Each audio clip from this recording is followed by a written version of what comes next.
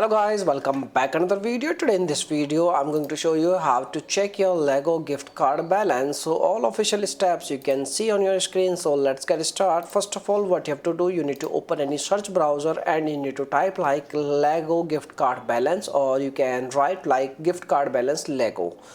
You can type anything whatever you want, and you need to click on the first one result. Once you get the results, you need to click on first one, and once you click on first one, you will be redirected to on this page. And on this page you can see over here there is an option for checking your gift card balance. You just need to enter your card number and your pin number. So the card number and the pin number is printed on the back side of your card, and you just need to simply enter your details over here. And once you complete this process, and you need to click on submit button. Okay, and that's it. By using this method you can easily check your gift card balance, and there is no other way by which you can check your gift card balance.